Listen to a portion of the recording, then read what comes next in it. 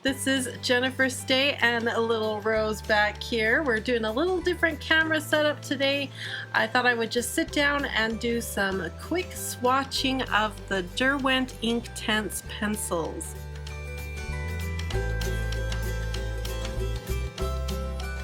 So I've got Rose sitting back here with me, and I've got a swatch chart here that I'm going to share with all of you. I just had Steve help me make it, and it's a complete swatch chart for all of the Derwent Inktense pencils, and we are making this available free to all of you. You can come and download it and keep track of all of your Inktense pencils, and lots of space in here to swatch. You're going to watch me over the next little while during this video as I swatch these beautiful pencils, and you can see the colors, what they look like dry, what they look like wet. It's going to be a really fun video. I hope you enjoy it, and I hope you enjoy this download. Come and get it. Follow the link in the video description. Come and get it. Enjoy it.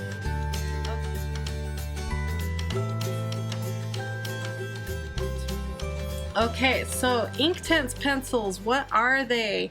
This is my collection right here. I have two sets of them basically right here. I have the full set in my Global Art case, and I have them according to the swatch chart right here. That's the order I have them in here. I really like these Global Art cases. I'll have a link to this Global Art case in the video description as well in case you're interested in it. I love these cases because they can hold either 3 to a loop, 2 to a loop, or of course 1 to a loop. So you can hold a lot of pencils in one case. So it works really well for me, especially because I like having 3 pencils together because I like having a light, medium, and dark. But for now, right now, I have these in order for the way I'm going to be swatching them. So this is a really good case. I've never had any problems with my Global Art cases. Zippers always work great, and they protect my pencils really nice. So this is the full 72 set right here, and then I have some duplicates. And I keep my duplicates in this Niji roll. And I really like this Niji roll. I'm going to have a link to this Niji roll for you in the video description as well. It's a really inexpensive pencil roll that you can pick up, and it does the job really well. If you want to just carry around a few pencils with you, it also has room for like a water brush or a pencil sharpener right here in the bigger loops. And I haul this around, and it's great because you can just keep the pencils right in the Niji roll, and then you can either pull them out and color with them, or what I like to do is have my water brush handy, and then I just use the wet tip of the water brush, touch the tips of whatever color I want to pick up the pigment, and then I can color and paint with the ink straight off of the pencils without ever removing the pencils from the Niji roll.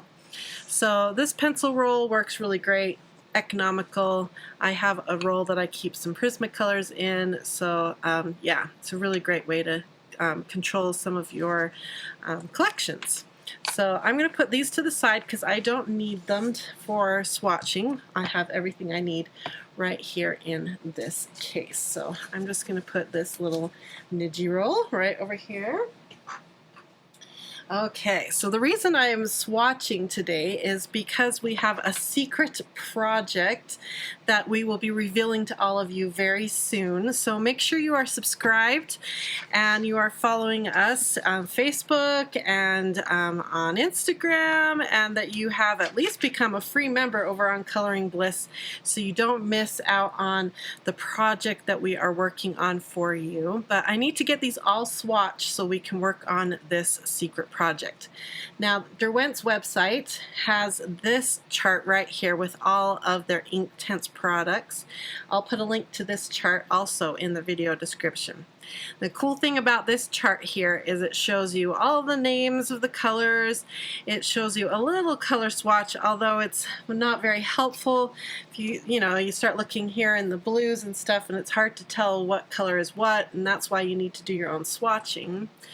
But what I do like about it is it shows you the light fast rating. It also shows you, you know, if you want to get a tin of 36, which ones come in the tin of 36. If you want to get the tin of 12, which colors come in the tin of 12. So this is really handy for that. It also talks about which ones are vegan friendly, and I'm trying to see what else it talks about. Their light, fast qualities, all kinds of really great information right here, all about their Inktense. And then I've marked which ones I have duplicates for. I have 37 duplicates, and that's what's in that Niji roll that I showed you. So I took this chart, and that's how we got the information for this swatch chart, which is a 2-page download that you are welcome to come and get. One thing I did do is on the antique white square, we filled it in with a black background. So when we fill it in with the white swatch and activate it with water, we can see just how opaque that white is. So if you were wondering why there's already a black square, that is what the antique white, why that's the way it is. So we'll see what white looks like on a black background. Okay, and I have printed mine on watercolor paper because that's what I have been doing a lot of my coloring on, and like I've always said, it's really good to do your swatching on the paper that you're going to be doing the majority of your art on. So if you're going to be doing a lot of coloring with your Inktense pencils on cardstock, then I would print your swatch chart onto cardstock. I'm going to be using it on our watercolor paper, so that's why I had Steve print our swatch chart onto watercolor paper. Now also with our swatch chart, we've given you a little notes column. This is a great place for you to write down little things like, I still need to buy more of the reds, or maybe you have a pencil that's broken or one that's getting really short and you want to buy a new one soon. You can make notes of that on the side. Note column is always super handy. Okay, so let's get started. I've got 2 vessels of water handy here for cleaning off my brushes. I've got all my pencils, and I've also got my brushes, and these are the brushes I have been using a lot in my art studio lately. I will put links to this in the video description as well, and don't forget that I have my new Amazon storefront where I keep all kinds of products like this listed there in case you're ever wondering what I am liking and using a lot of. So let's pick a brush that seems like it's going to work well in the squares, the shapes that we have here in front of us. Let's see, this is the number 8. That seems like a good size. Let's see if the smaller one would be better. Yeah, that might be even better. So let's go for my number 4 round this time. Okay, and I think I need one more thing, and that's a paper towel. So I'm just going to grab that out of my cupboard, and we are ready to do some swatching. What do you think, Rose? Should we do some swatching? I think she's ready. Okay, if I put that right there. Okay, so the first one we have today is Sherbet Lemon. So let me show you how I plan to do this. This is Sherbet Lemon. Let me show you what the Inktense pencils look like. This is a Derwent Inktense pencil right here. So the great thing about all Derwent products, if they are a water-soluble product, they always mark it with a little brush on it. You can see it right there. So any Derwent product that is water-soluble will have a little brush on it. And then you know right away that this is a water-soluble product. So that's really great that Derwent does that. Now it does have a color at the end that indicates what color it is going to be, but that's just a guideline. And then I usually look at the actual tip of the pencil for more of an indicator of what color it's going to be. So, but Derwent Inktense pencils, they really do change the color as it gets activated. it really changes. It looks one way when it's dry and one way when it's wet. So having the swatch charts is really going to help when it comes to sit down and do art. I want to know both. What does it look like dry and wet? Because you can do art with these pencils both ways, wet and dry. So I want to know both.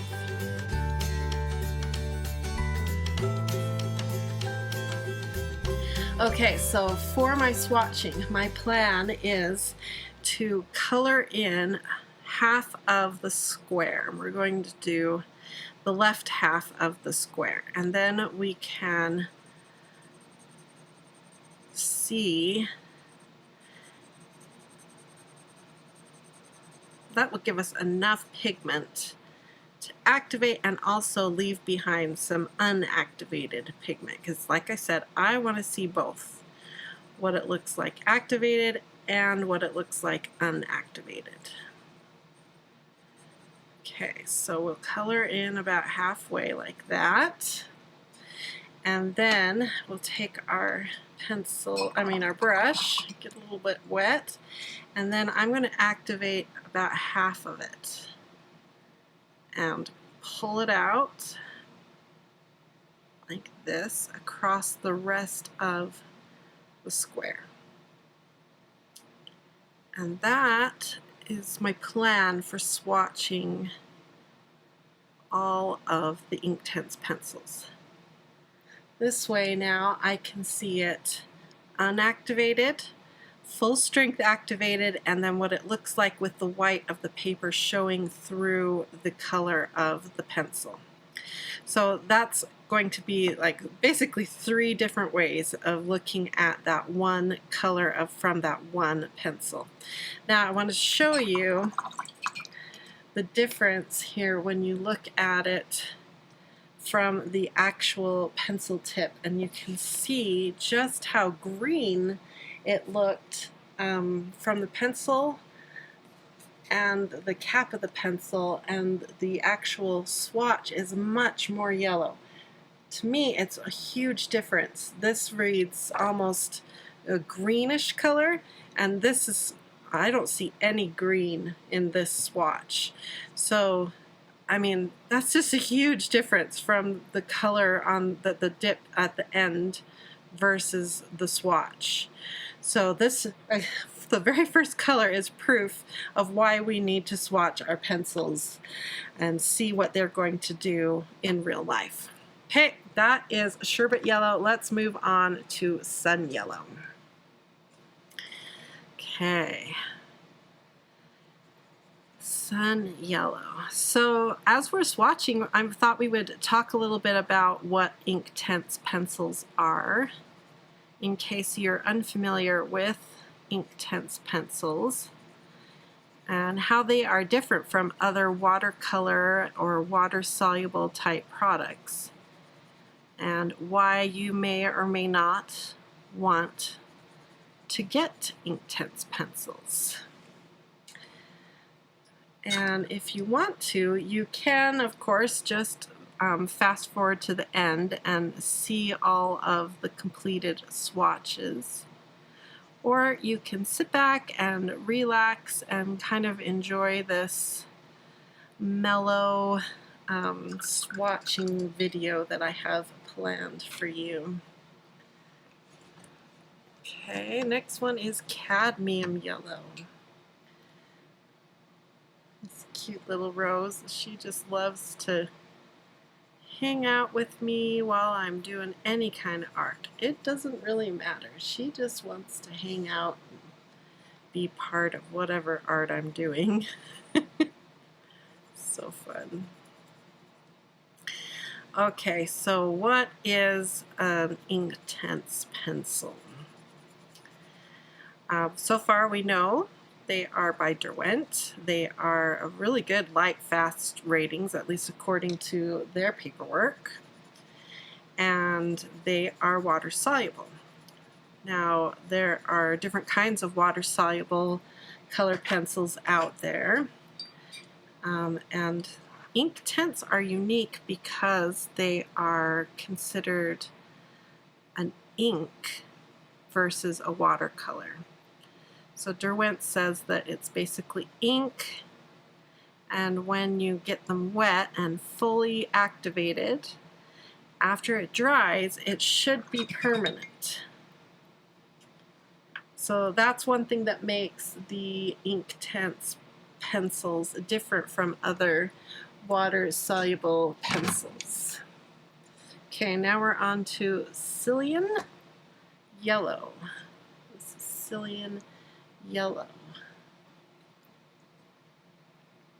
I think I might zoom this view down a little bit farther for you. There, that's a little better. So I like the fact that once they dry, they're permanent, but that is a little bit different from a normal watercolor. If you are looking for a watercolor pencil, the great thing about watercolor pencils is they act like watercolor. And watercolor typically isn't permanent. You can lift it and do different kinds of techniques with it. And so Inktense pencils are not that kind of a tool. They are highly pigmented though, as you can see. Even these light yellows, once you hit them with water, you can pull them across that whole swatch square, see? And you still get a vibrant yellow all the way across that square, which is really impressive for light yellows. Steve's standing here. Look how vibrant those yellows are. Yeah, those are nice. Even with a really pale color like yellow, the Derwent Inktenses don't leave you feeling like, oh man, they just fall flat.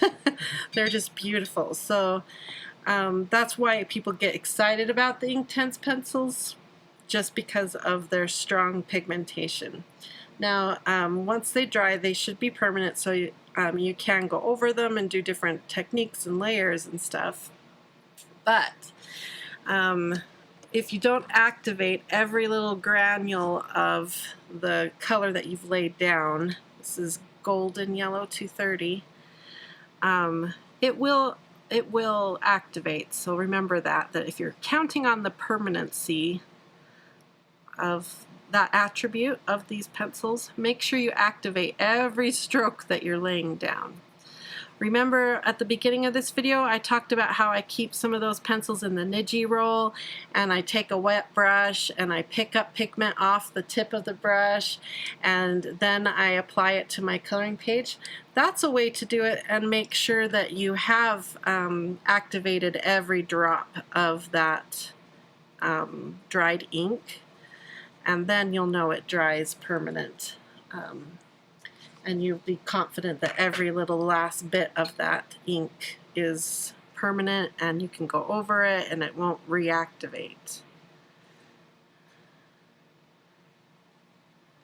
Look at that beautiful color.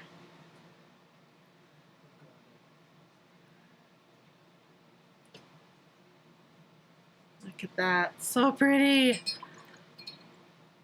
Okay, let's try Sienna Gold now. Okay.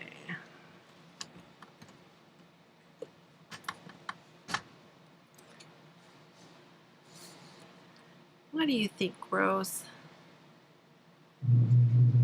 That's our garage door, if you can hear that. I think Steve's going to go pick us up some dinner.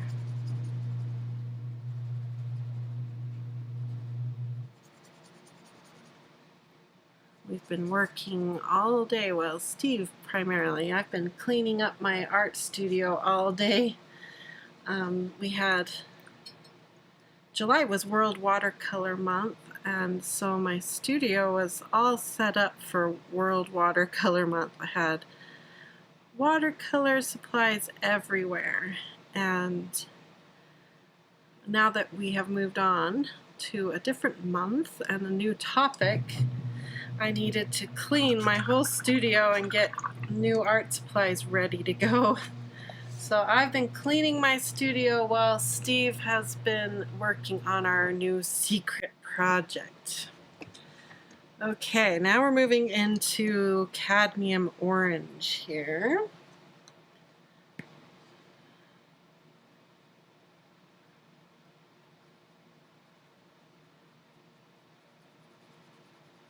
So I have other watercolor pencils. I have a set by Winsor & Newton. I have Prismacolor set. I have several different brands. I'm trying to think which other brands I have. I'm not a huge fan of the Prismacolor watercolor pencils. I think they come across a little milky when you activate them with water. And I think it's because I'm comparing them to the vibrant color you get from these beautiful Derwent Inktense pencils. Huh, baby? These are just so pretty. Okay, next one is burnt orange. This one right here. These ones are just so pretty.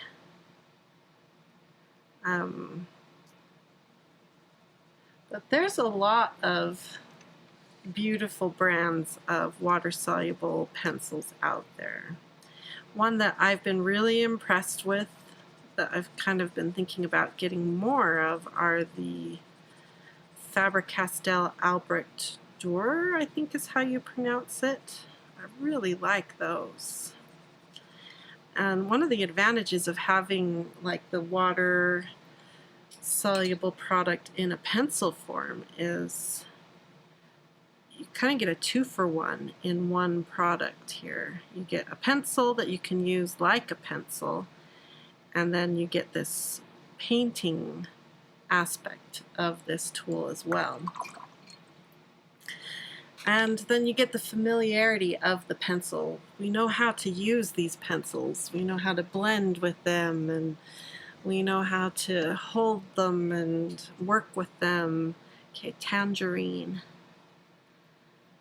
So I think they are very approachable and so multifunctional, the different ways you can use them. So I really like using them in my own art, and I like teaching people about them and showing people how to use them because they're so fun. You don't have to use them on watercolor paper. You can use them on all kinds of different kinds of paper.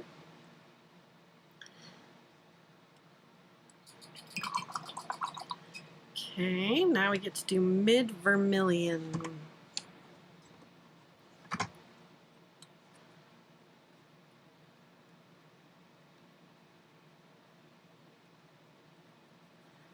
And my Inktense pencils are lasting a really long time.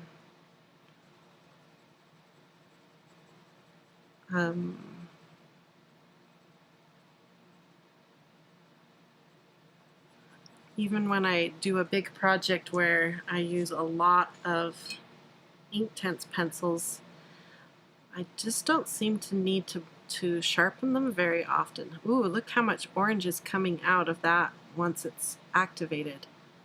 It looked really red just as a dry pencil, but with the water, look how much orange came out of that. That's interesting. What do you think, Rose? Was that interesting? Now I get to try Scarlet Pink. Want to smell it? Interesting, huh? Okay, let's do Scarlet Pink.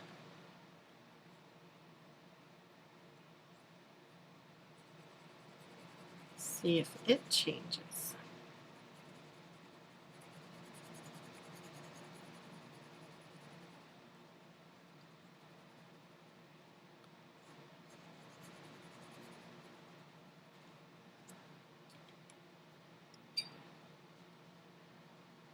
Ooh, I love how easily they activate too. Some water-soluble products, when you hit them with water, they feel like they just really don't want to give up their pigment. You feel like you have to really work them to release their color. Not Inktense.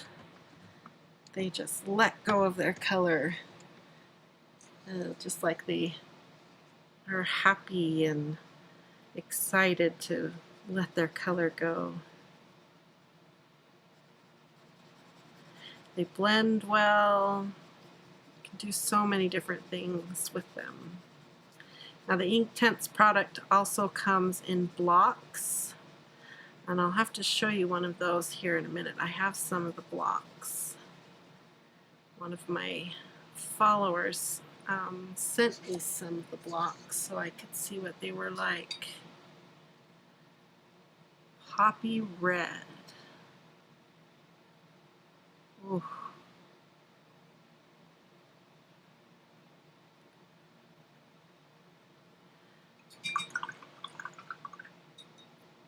So I like swatching like this because the white of the paper helps shine up through the color, and you can start seeing like the orangey undertones, the different colors, the undertones show through. It's really helpful when you're trying to pick the right color for the project you're doing. It's really helpful. Okay, the next one is Hot Red, number 410.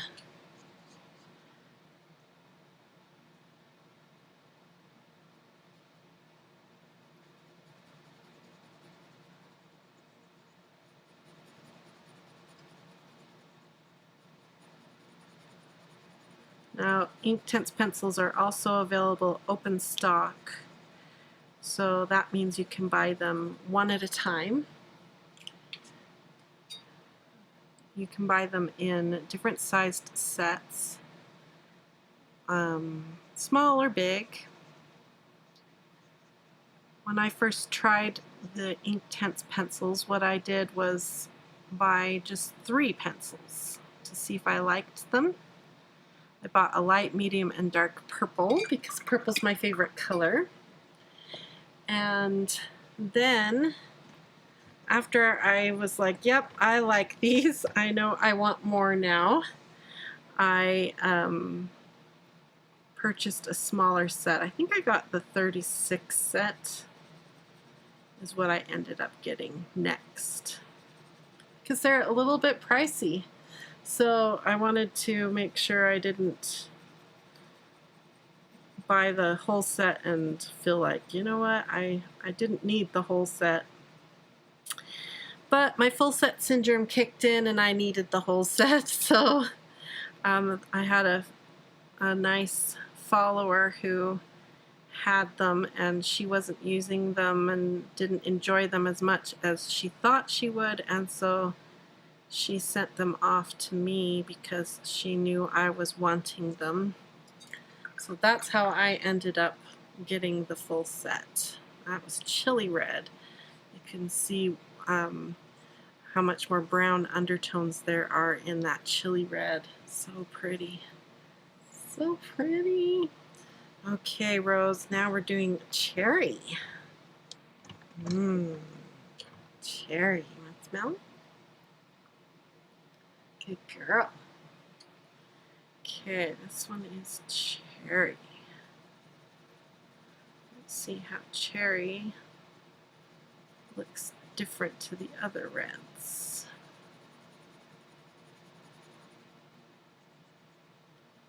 So if you ever want to try a new product and you're not ready to invest in the whole set, then I recommend buying just 3 pencils, a light, medium, and a dark of whatever color you want. And then that will give you enough to practice blending and layering and see if you like the way they feel compared to other pencils, and then you'll know if you want to invest in more. Okay, next one is Carmine Pink.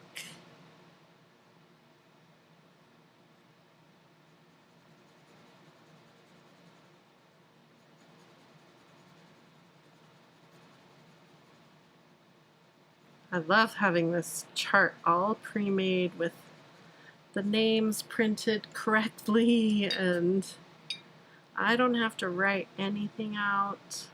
I hope you guys enjoy this chart.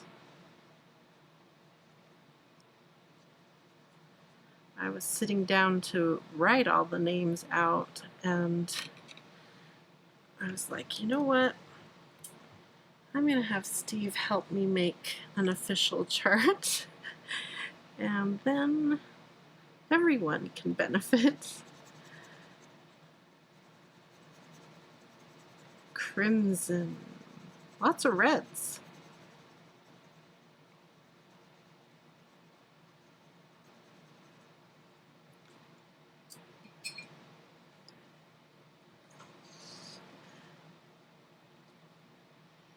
Oh, this is my favorite part, I think, is the activating the ink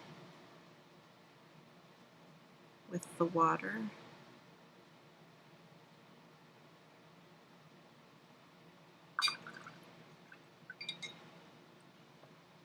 What do you think, Rose? What's the best part? Sleeping on your blankie? Is that the best part? Okay, this one is named Shiraz. I have never heard of this color before. Yeah, Shiraz. Shiraz? Number 0600. How do you pronounce that? Let's see what kind of color this is.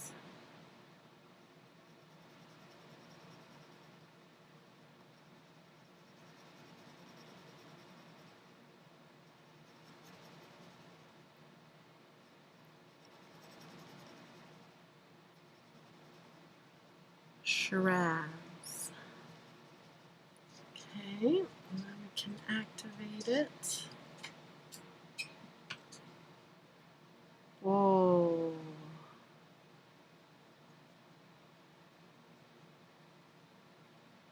Well, aren't you lovely? Very kind of berry undertones to it. Red with berry undertones. That's what how I would describe that color. Very pretty. Okay, red violet is next. We're moving into my favorite area, the purples. Okay, red violet.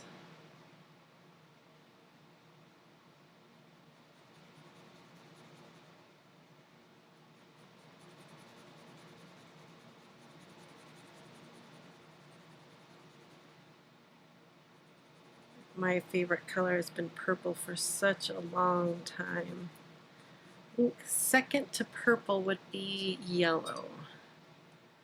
I've always really liked yellow too. Look at that. Ooh, so pretty.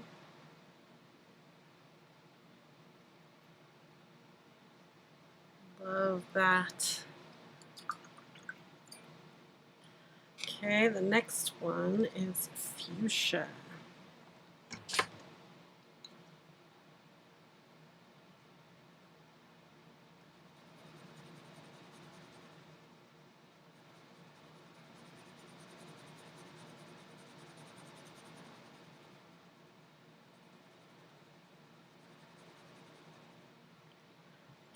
Okay.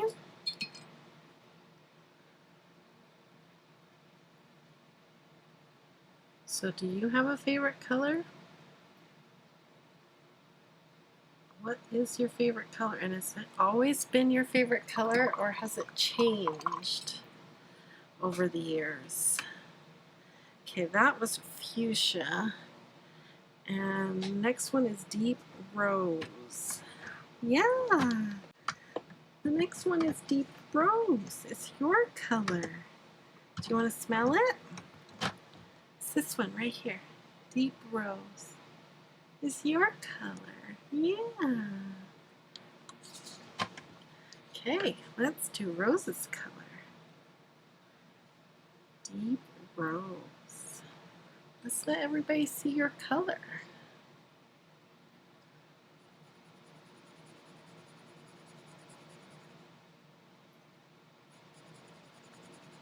My rose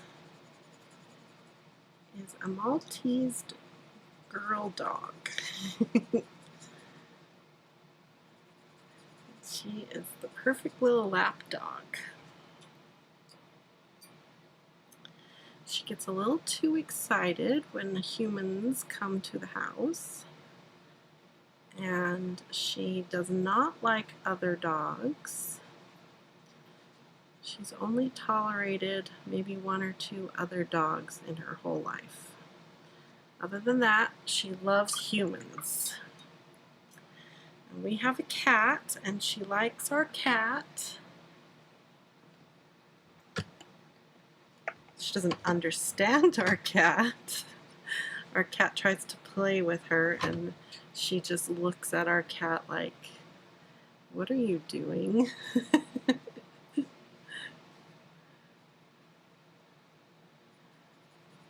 Rose does not like other dogs. We need to work on that. This color is Thistle.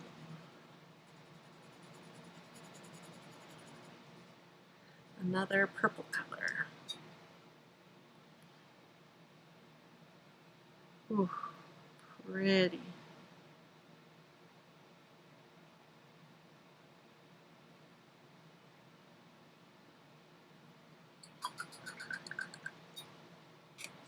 Okay, and this next one is Dusky Purple,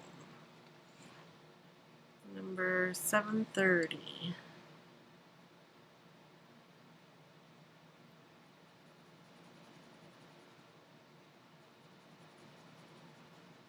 Oh, this one's going down really dark and has a lot of gray in it. It'll be interesting to see when it gets activated. What will it look like?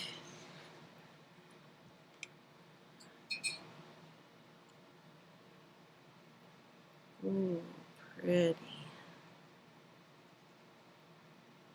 You can see now why I wanted to swatch it both ways, with activated and unactivated. Let's see how the pencil works both ways. Okay, next one is Mauve.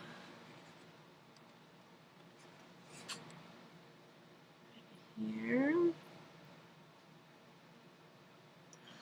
Mauve is one of those colors that I don't think I picture it correctly in my head.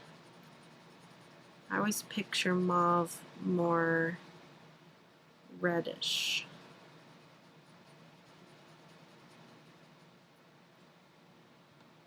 In my head. That's very purple. See, I wouldn't call that mauve at all. Mauve in my head is very reddish. It's interesting. There's the garage door again. Okay. Next one is dark purple. Do you hear that garage door?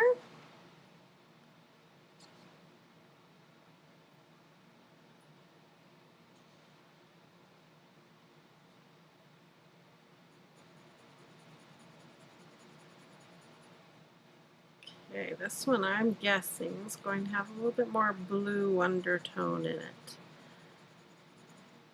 compared to that dusky purple.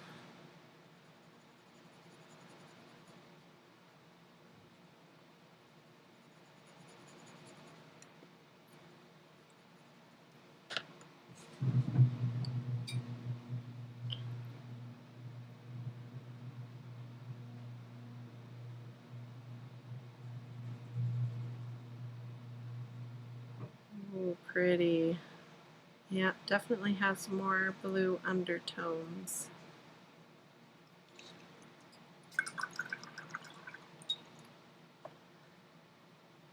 Okay, now we need deep violet, Rose. It's this one right here. Deep violet.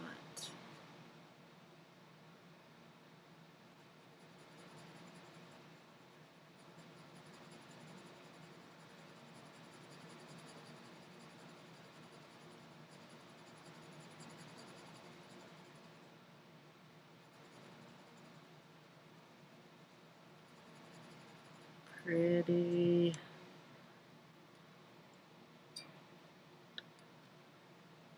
Oh, wow. Look at that color. Wow.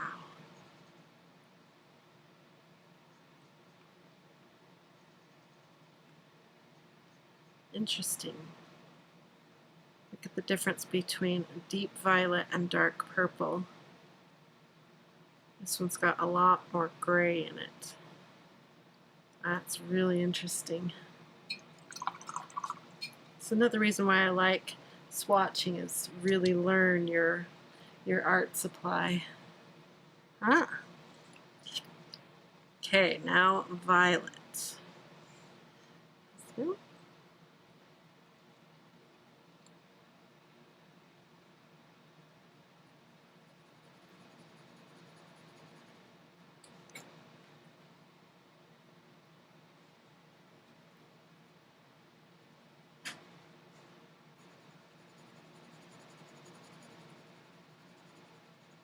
So pretty. So many purples. What is it, Rose? Did you hear Daddy? Did you? Hi, Rosie. Did you bring us dinner, Daddy? I did. All right, so everybody, that means I'm going to take 5 and go eat my dinner, and then we'll come back and we will swatch Lagoon. So I think Rose wants to take 5 too, judging by her little tail wagging. So there, I'll give you a shot straight down so you can see what Violet turned out as. So when we come back, we'll work on Lagoon. All right, Rose and I are back from dinner. Did you have a good dinner? Yeah. And we are ready to swatch the next pencil in the set, which is Lagoon. Let's see what Lagoon is. Yeah, let's see. Okay. According to the cap here, we're definitely into the blues now.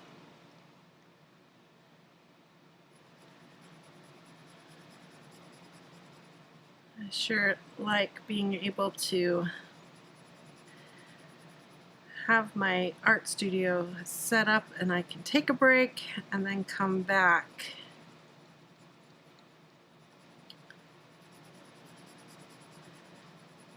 To swatching.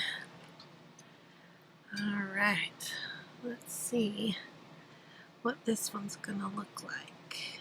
Oh yeah, beautiful blue.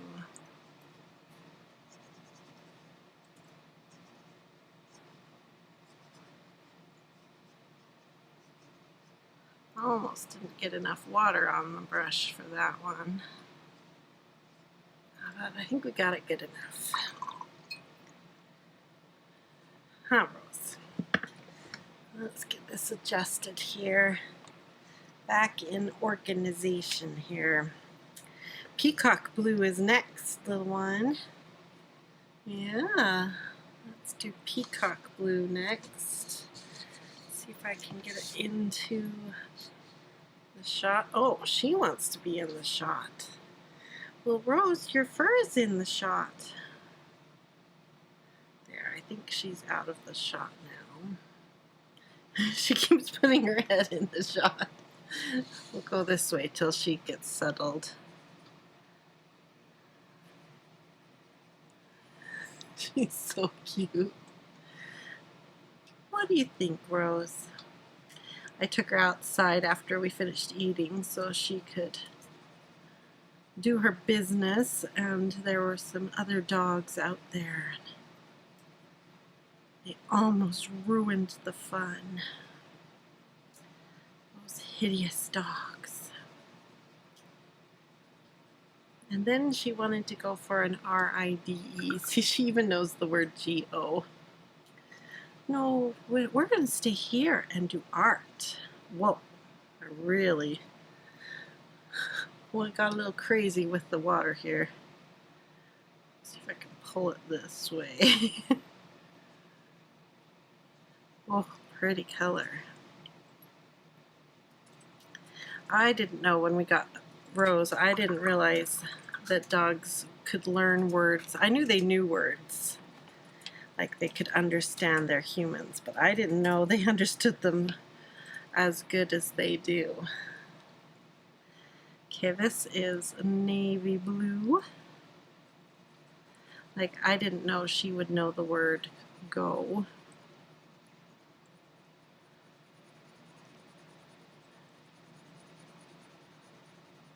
And she knows the word ride.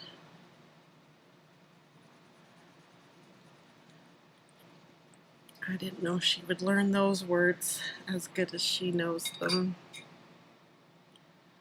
Okay, navy blue. This one's much more gray undertones. Peacock blue is a nice bright color.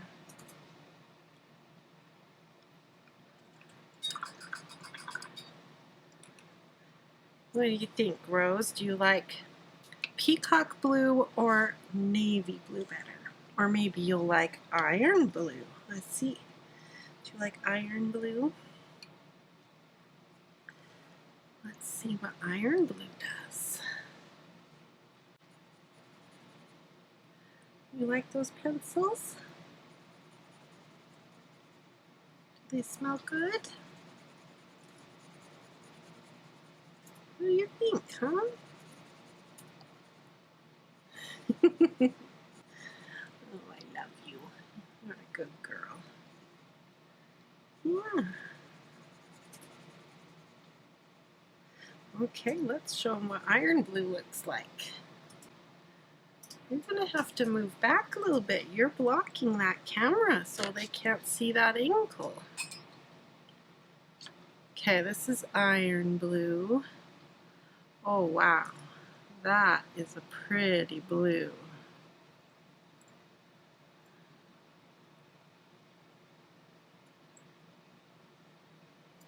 Wow. Look at that color.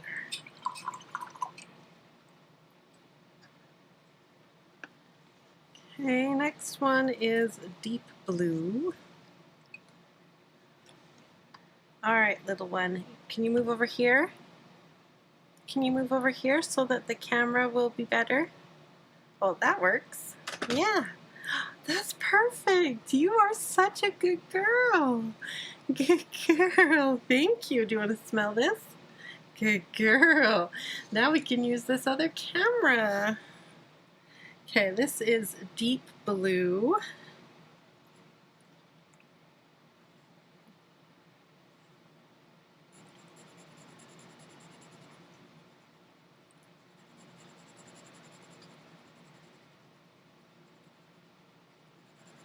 Okay.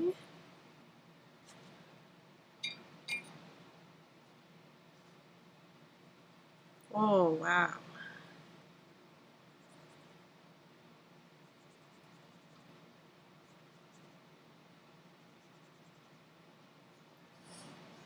I think Rose has moved over and her hair is in front of the camera again.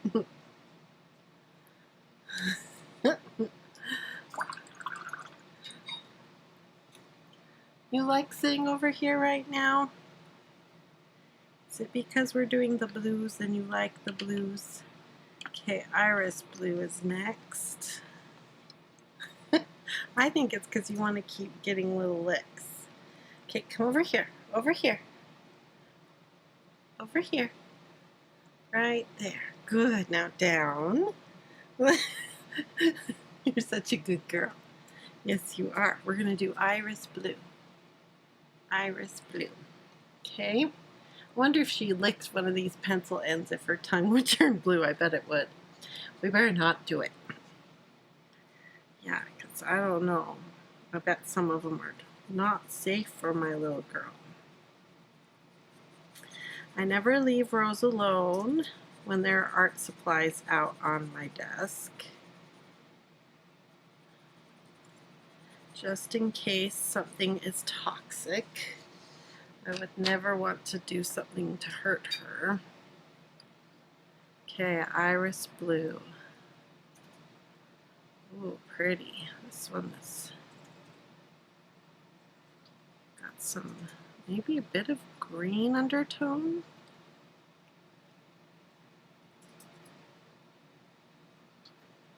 pretty.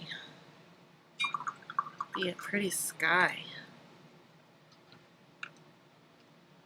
I don't know, now that it's starting to dry, the green isn't so strong. Okay, next one is bright blue. Maybe we're going to need to move that other camera because Rose seems very determined to stay in this corner of her blanket.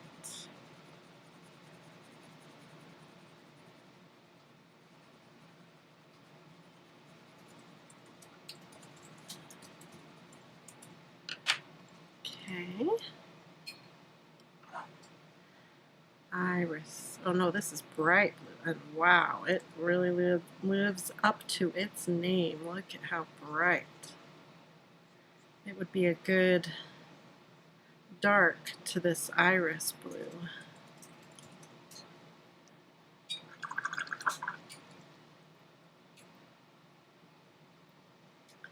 Okay. Next one is deep indigo, Rose.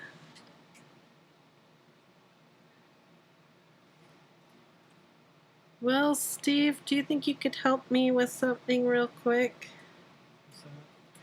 Rose has decided to sit on this corner of her blanket, which is fine, except it's blocking the second camera view. Huh.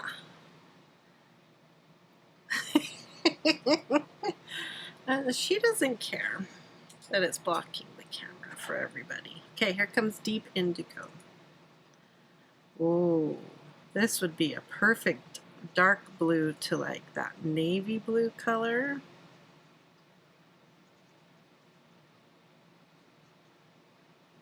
Oh, pretty. Okay, we got one more color on this page, and then I think we'll do something about that camera so we can have that other view, unless Rose decides to move. Sea blue.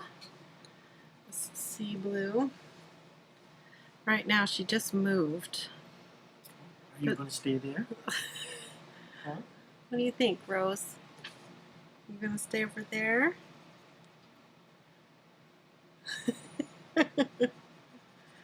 Let's try this view while she's out of the way. Okay.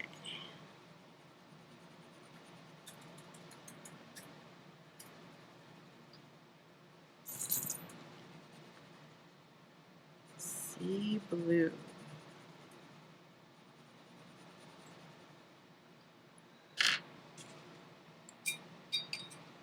The water. Oh, pretty color.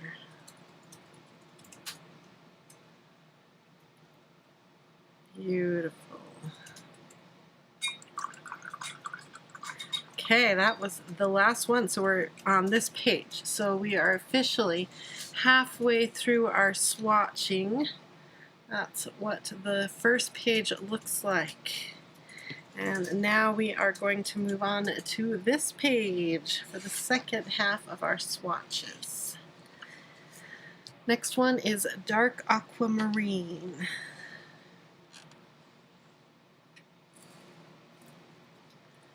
Okay.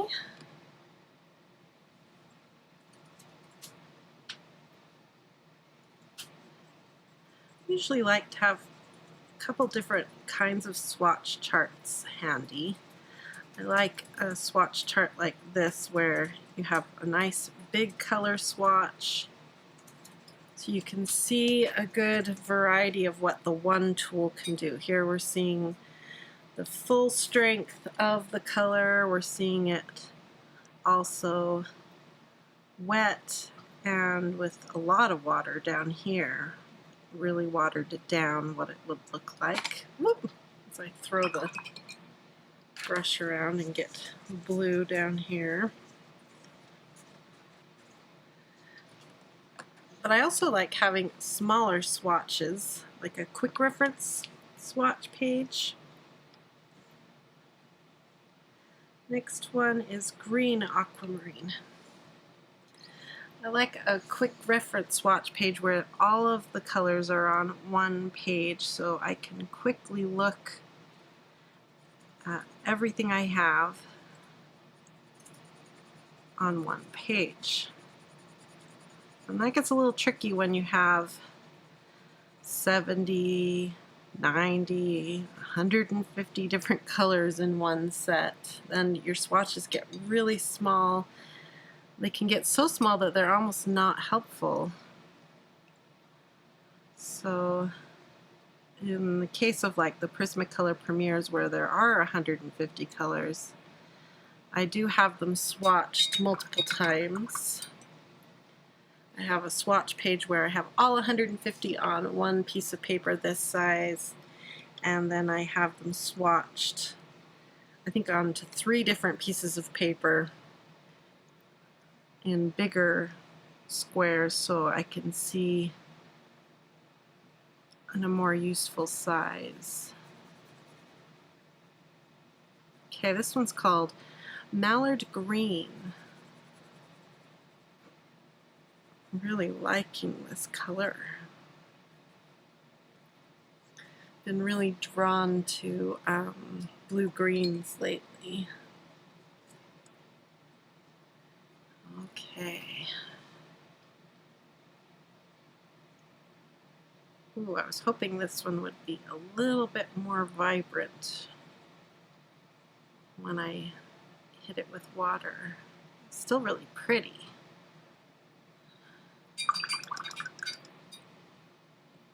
Okay. Next one, Rose, is teal green. Let's see if we can find teal green. It's this one right here. Here, smell it. Smell. Okay. Teal green.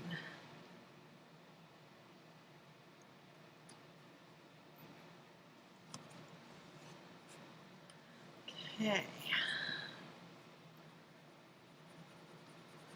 This one's got a lot more green in it than Mallard Green had.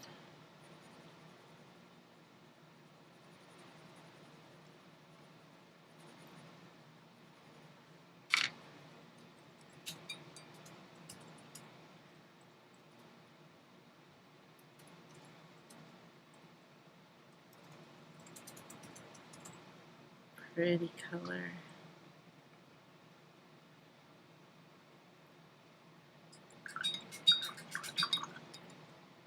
Okay, next one is iron green, and that's the last color in this side of my global art case. Iron green. Well, yeah, this one's got a lot of gray undertones in it. Didn't we have an iron blue? Yeah, we did.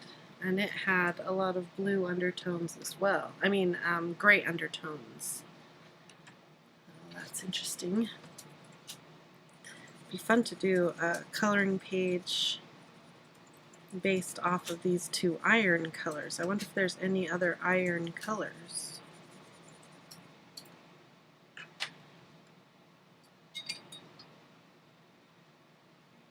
Oh, look at that color. This would be a good dark to the mallard green, maybe. Definitely a dark to the teal green.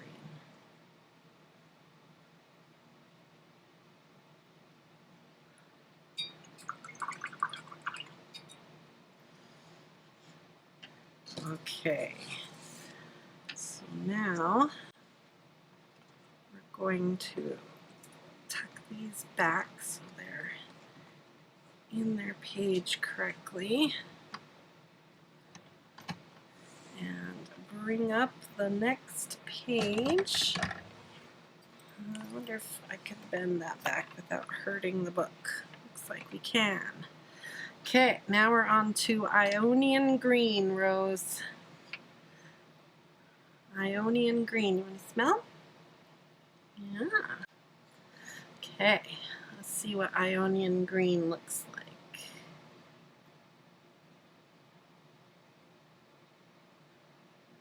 Okay.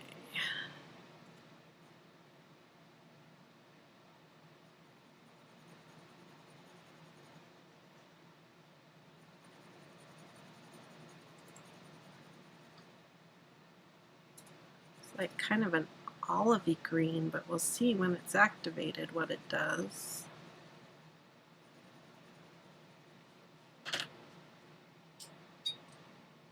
So right now it looks olive. Kind of more blue in it than an olive green. I think there's actually an olive green if I'm remembering right. Let's see. Yeah, there's a light olive green down here. So we'll see how it compares to that one.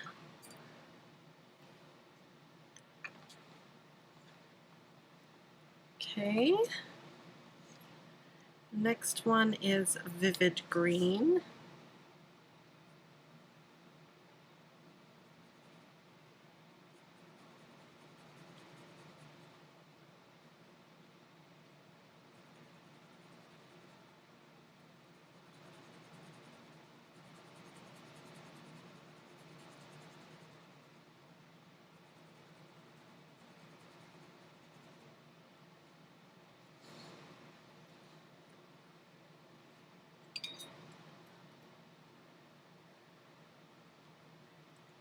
Pretty. Ooh. Pretty on some leaves.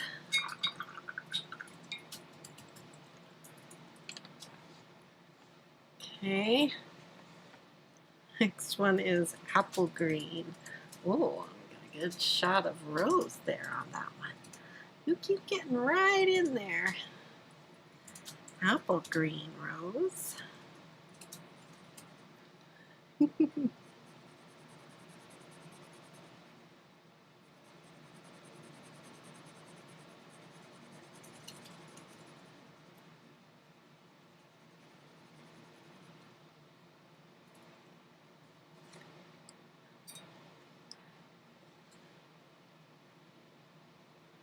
Ooh, that one's got some really good yellowy undertones.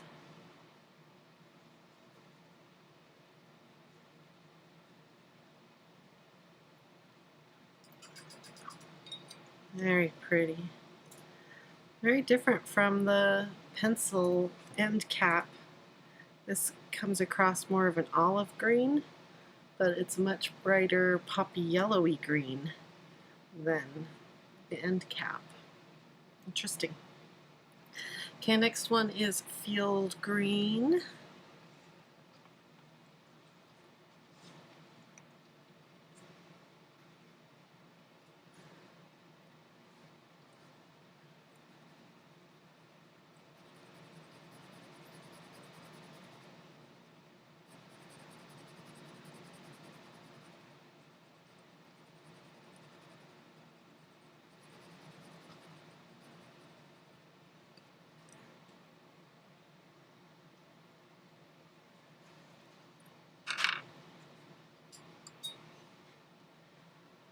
Okay.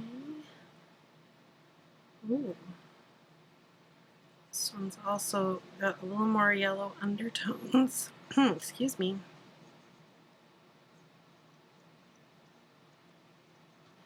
Makes that one look like it's got a lot of blue in it. Now that we're comparing it to field green. Interesting. Okay. Next one, Rose, is beach green. Beach spelt with 2 E's.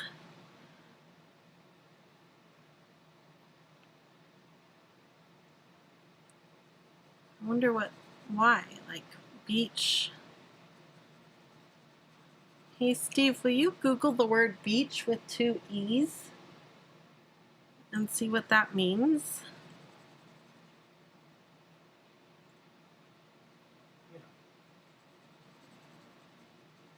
Steve's over there working on website, I think. Ooh, pretty. This would go really well with apple green. The mid or dark tone with the apple green.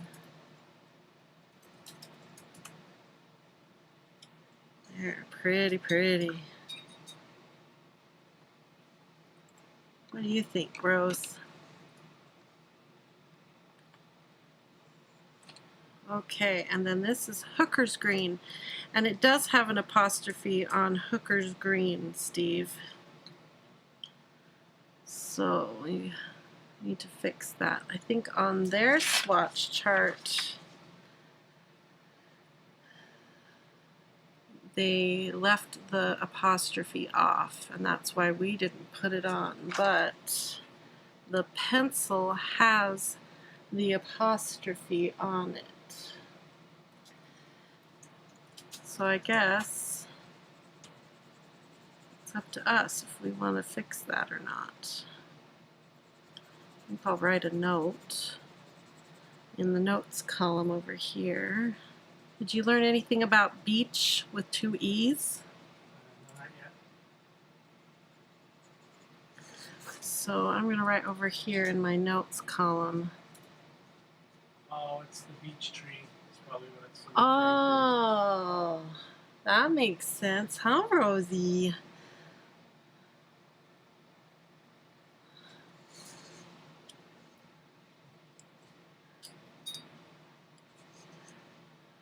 That makes sense.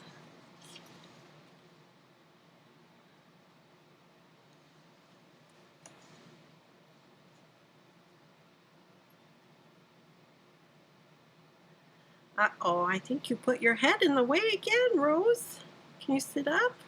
Hey, Rosie. Rosie. Oh, there. That's better.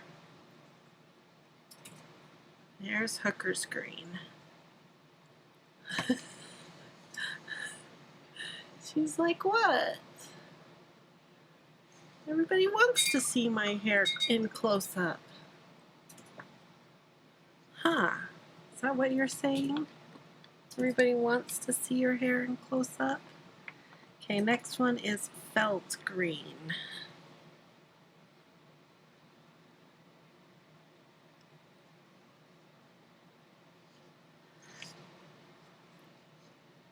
Want to smell it?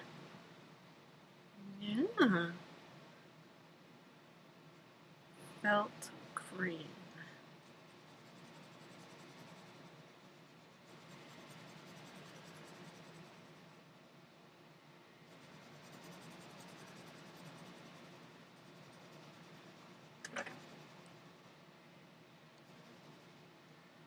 Okay, let's see what kind of green we have here. Whoa.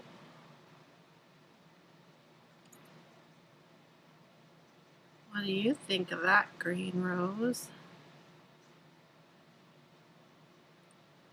Pretty, huh? That's a pretty green. Wow. A little darker than apple green. It's pretty. Okay, next one is light olive. Okay, so this is that olive one that I wanted to compare to Ionian green, I think it was. So let's see what this one looks like. Hey, I'm getting kisses. But that's enough. Go sit down. Can you sit down for me?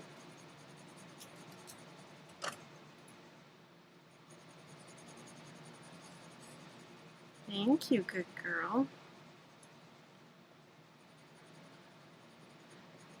This is light olive. I don't think they have a dark olive. No, I don't see a dark olive. Sure, a dark color.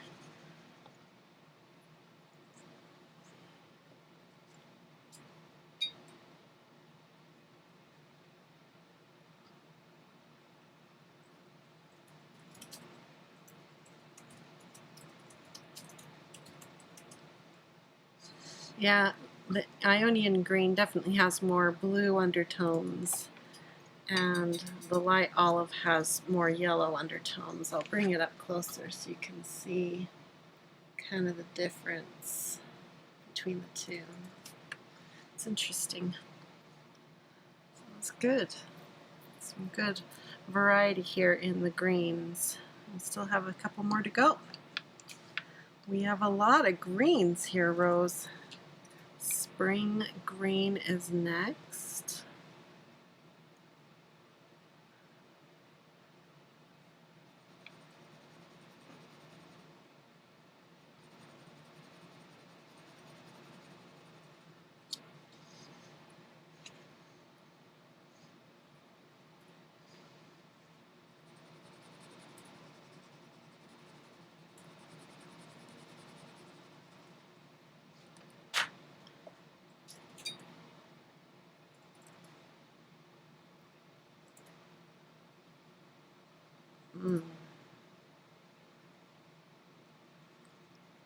That one's really pretty too. It's got it's kind of like a yellowed version of light olive. It's pretty. Okay, next one is fern. That's not fern, this is fern.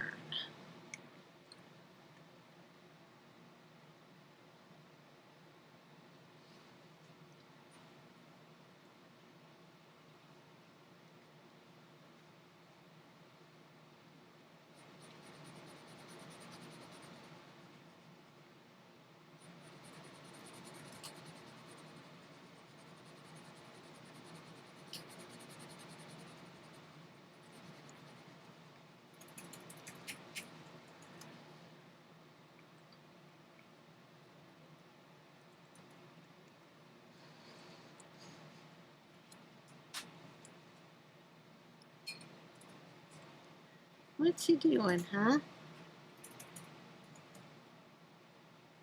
What you doing? Are you a busy girl? Are you my busy girl? Are you having fun? Hmm? The next color is leaf green, Rose. I think it might be our last green. Although the tips of the pencils sure look green. Let me show you. If you look at the end caps, they look brown, but the tips look green on the next 1, 2, 3, 4. This one, though, the end cap looks kind of greenish, but these ones, the end caps look kind of brown and tan, but the tips look green. So it'll be interesting to see in reality what they're going to look like. Okay, sit down, little one. Can you sit down? Sit down. Good girl. Okay, here comes a leaf green.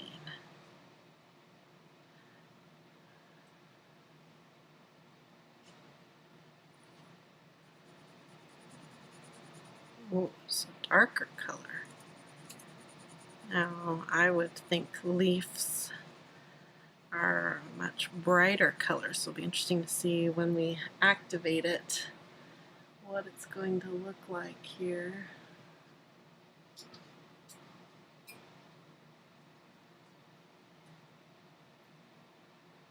Whoa. Interesting.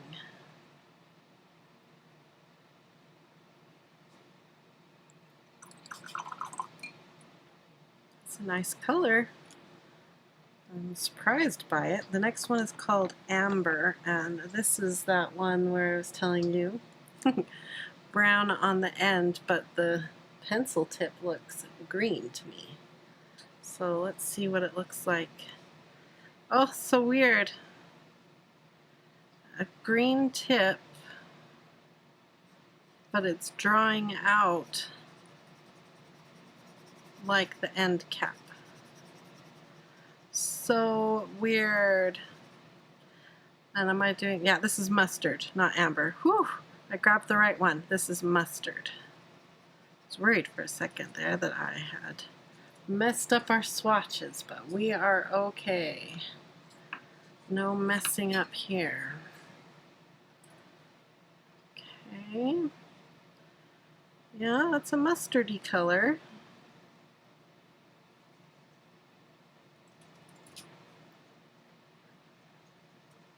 I'm going to wish that was in with our yellows.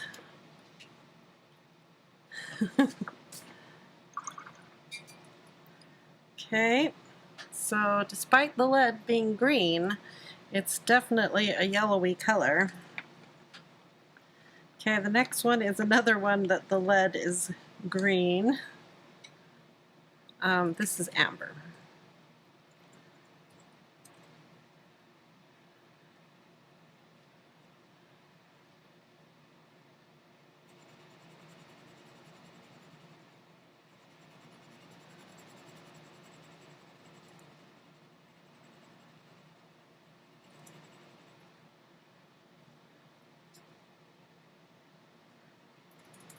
Oh,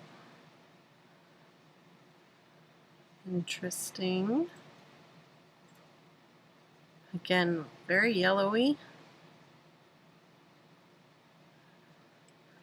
Not sure why these colors are way down here by the greens, except that we're moving into some browns, so that could be why they've included them down here, because they lean more to the brown.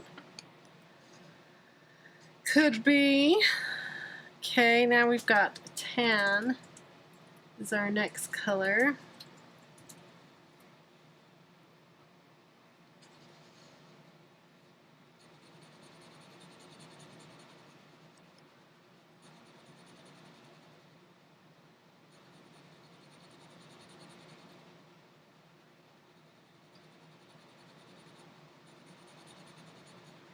So now we're going to kind of see if we've got some colors here to make some skin tones. I haven't really seen anything that would be really good for skin tones yet.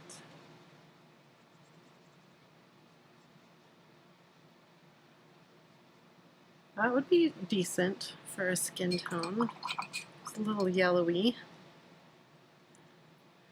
Are you getting in the screen again? Okay, now we've got oak. Let's see if oak will be good for skin tones.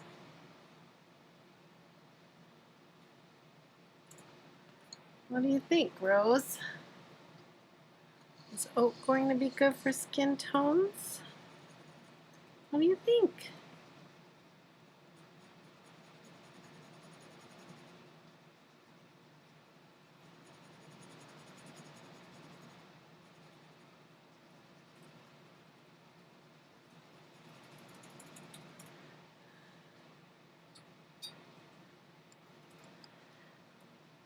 Well,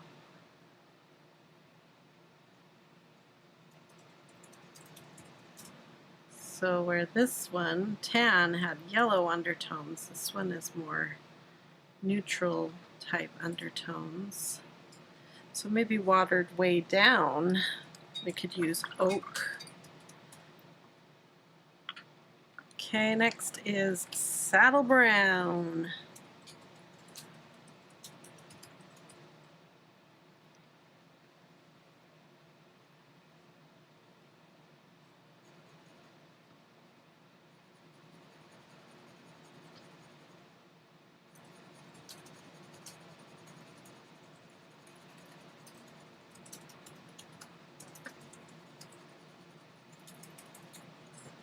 Okay.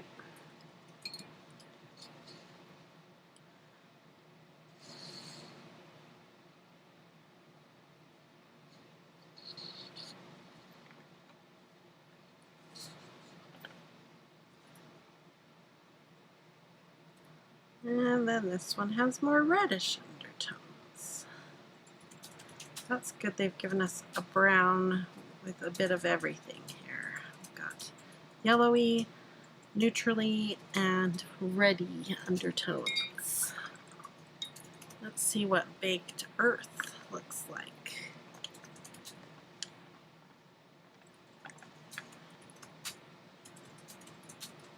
Ooh, I think we're going to go even redder.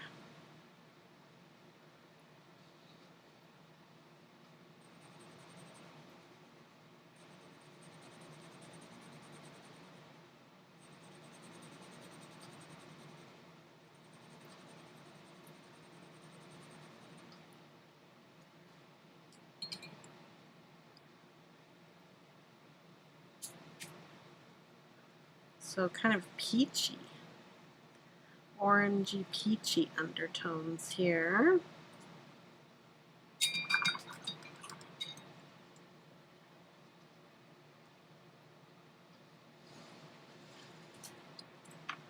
Next one is Willow.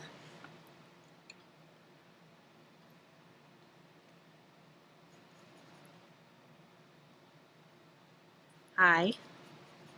Can I help you, young lady?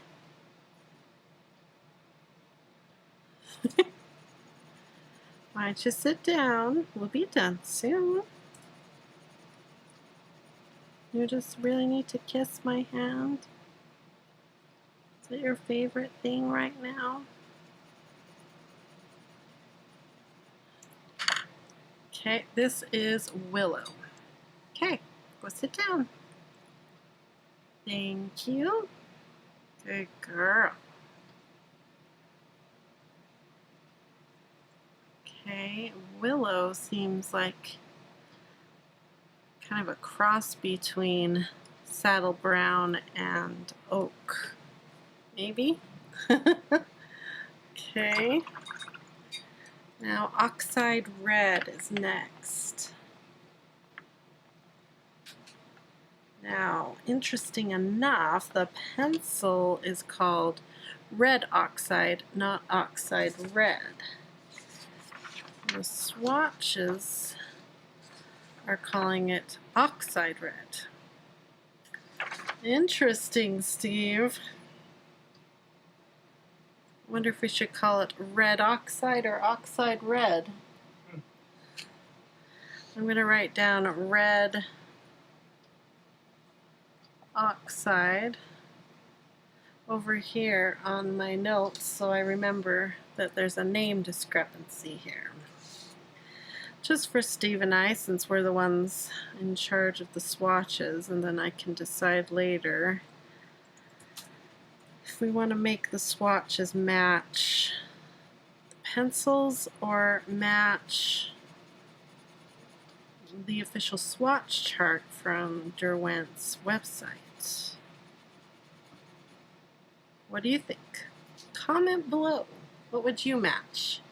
If you were in charge of making this swatch chart, what would you match? Okay. Oh yeah, this is a nice rusty red color. I'm curious to see how it's different from our other reds.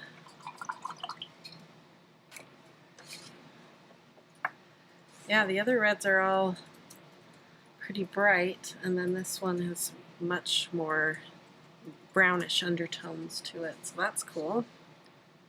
Okay, next one is Madder Brown.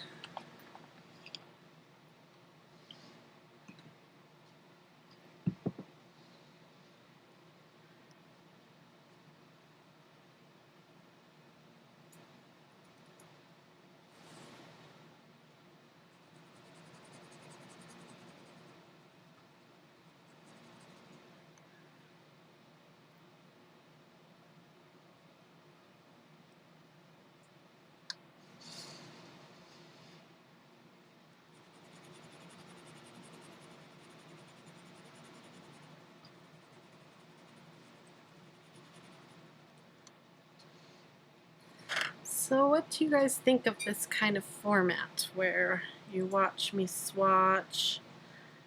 I'm not on camera, it's just the beautiful swatches, the tools, and me just kind of talking about the paint, the colors, the tools, and you get to see Rose. What do you think of this format?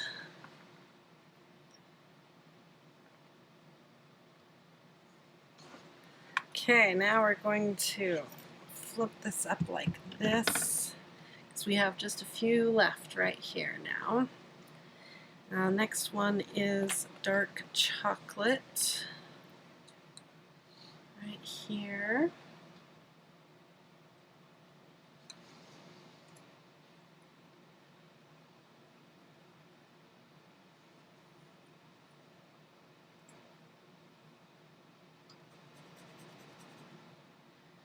If you like this kind of format, let me know, and what other tools you'd like to see me swatch and just sort of talk about.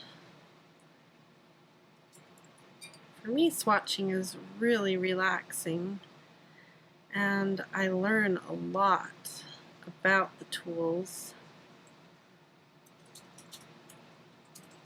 as I go.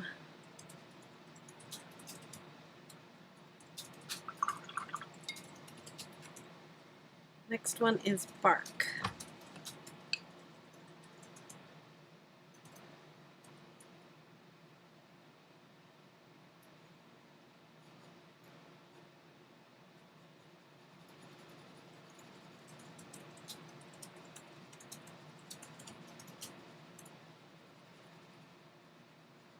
Okay, let's see how this one is different from dark chocolate, because right now the unactivated colors are really similar. Chocolate might be a little more reddish. Let's see.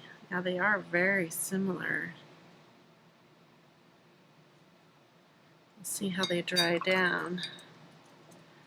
Okay, next one is sepia ink. So we have 3 in a row here with the name ink in it. We have sepia ink, Indian ink, and Chinese ink.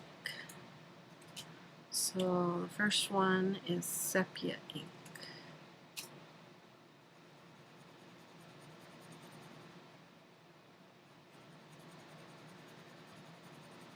So let's do something a little different with these 3. Let's color all 3 first.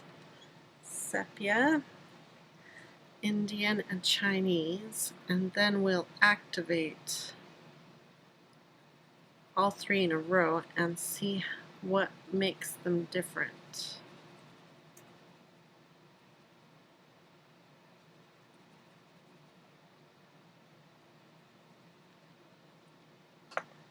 Okay, one more is Chinese ink.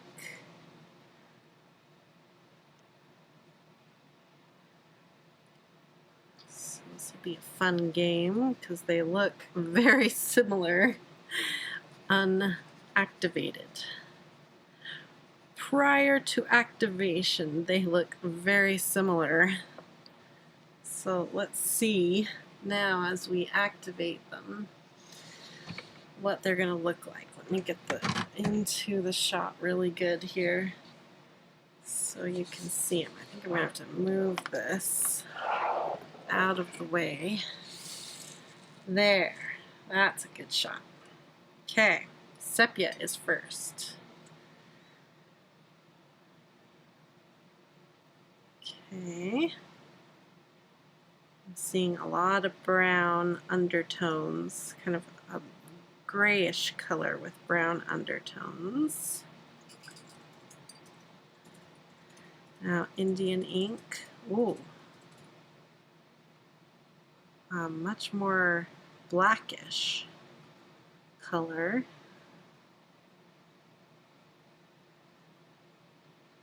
More neutral. And now let's see what Chinese ink looks like. Oh, wow. Even more dark color.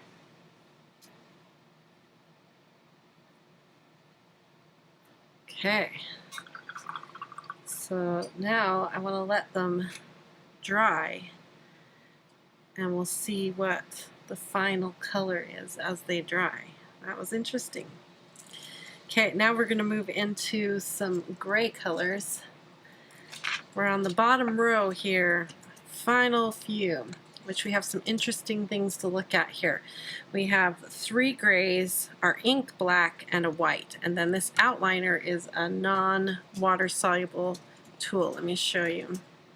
This is the outliner it comes with, and there is no indication of, see how this one at the end of the word Inktense has that brush we talked about at the very beginning of the video that shows that it's water soluble. So this one, it just says Derwent Inktense, and then there's no brush mark, and then it says outliner 2400. So that's what that square right here is going to be for. So we've got that one to do. We have the white, which we're going to swatch onto the black that we printed out.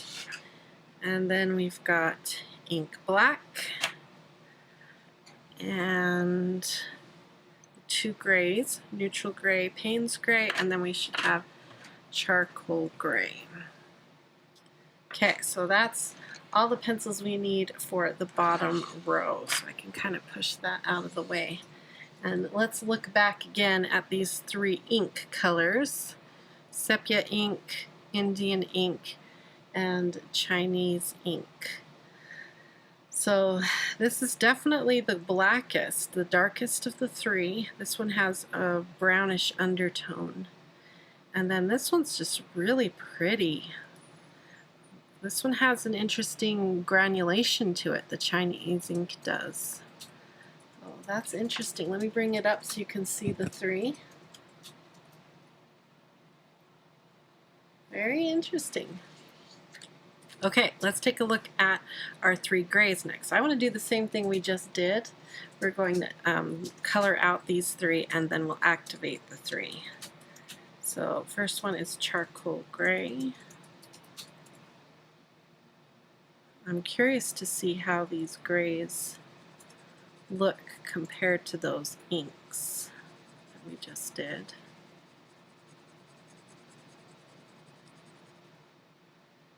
And I still also want to show you what the Inktense blocks look like. Okay, let's slide that where it belongs. Next one is Payne's gray.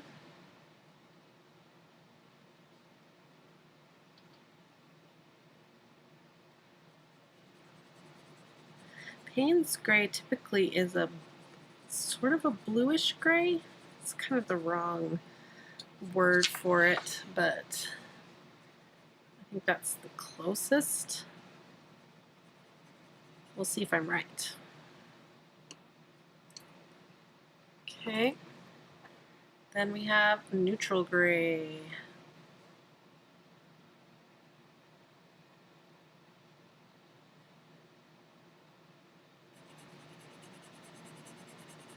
For me, grays are hard to judge until they are all together. So for instance, in the Prismacolor set, you have the French grays, the warm grays, and the cool grays. And the best way for me to look at those is when they're all side by side together. Then you can understand the grays better. Okay, let's activate all of them now and see the difference between the 3 grays.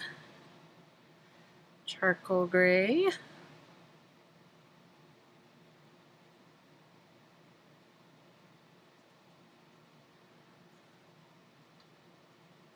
Almost has yellowish undertone.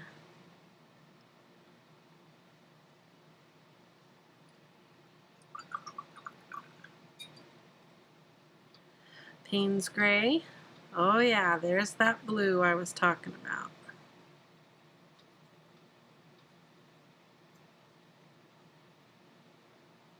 Really like Payne's gray.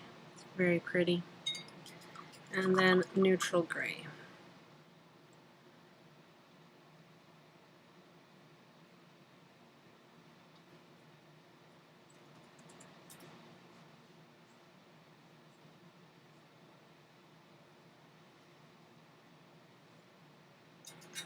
Okay, 3 very different grays. It's very interesting to look at, especially when you start looking back here again. at the sepia ink, Indian ink, and Chinese ink. All the different subtle undertones, kind of the yellowish. Now this is looking almost pinky to me. Very interesting. Now I really want to see that black, what kind of black they've given us. Okay, this is ink black. Let's see, because this one feels so black, this Chinese ink. I'm curious to see what ink black is going to look like.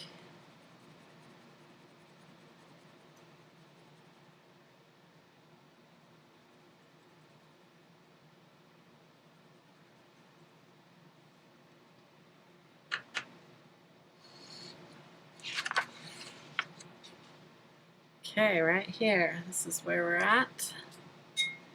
Let's see how it compares to Chinese ink, which is the blackest that we have so far.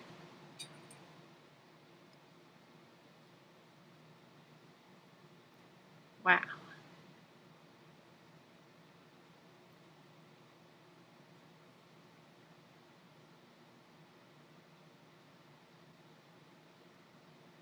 Okay, it seems like a warmer black. You bring it straight down. And we're going to need to let that dry. But it feels like this is a cool, a cool black, and this is a warmer black. It would pair really well with the Indian ink, but let's let it dry before we decide if that's the case. Okay, white will be next. Let's see, ink black. Let's put that away. Okay, so white. Do exactly the same thing, only we're on top of black. Now, this is a little odd because this isn't just normal black. This is toner black, laser toner black.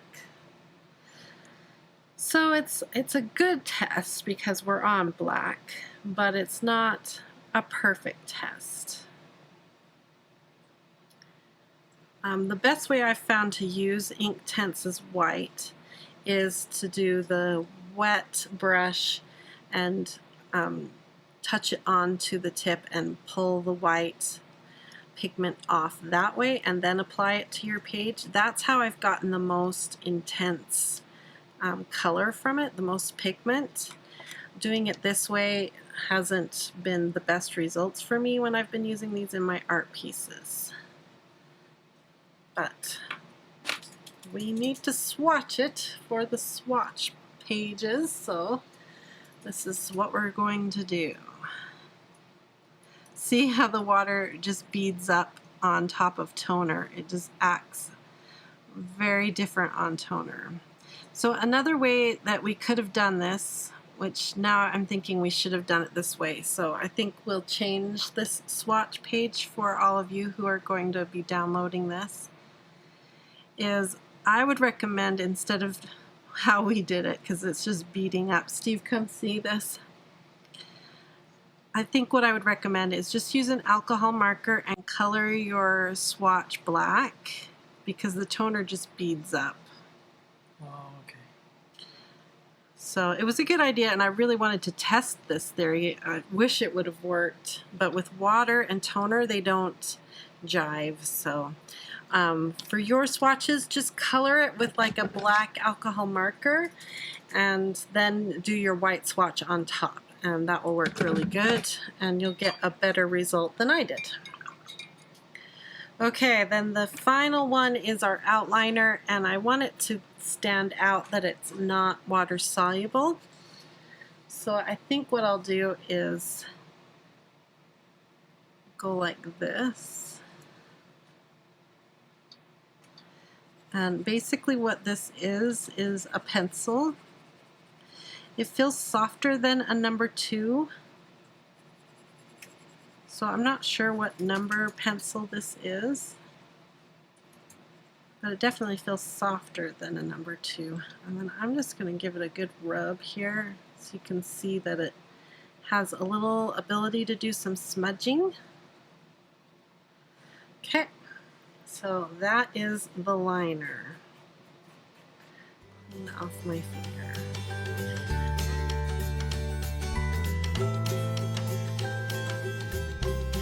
Okay, let's zoom this out a bit so you can see the full page. This is the second page, and Steve's made it so it has page 2 on it and page 1 on it. So there you can see all of the colors that the Inktense pencils come in, all 72, and remember it's really just 71 water-soluble pencils plus the 1 outliner. So yeah, if you are watching this video and you fast forwarded to this part where the final thoughts, here they are, all of the swatches. I really like how they turned out. There were only 2 things, well, 3 things I'm going to change. One, these 2 pencils, Hooker's Green and Red Oxide, we have the names a little wrong. The pencils they have an apostrophe S for Hooker's Green on the pencil, where on the chart it says Hooker's without apostrophe. And then on the chart, 1910 is called Oxide Red, but the pencil is called Red Oxide. So I think we'll match the pencils instead of matching the Derwent chart.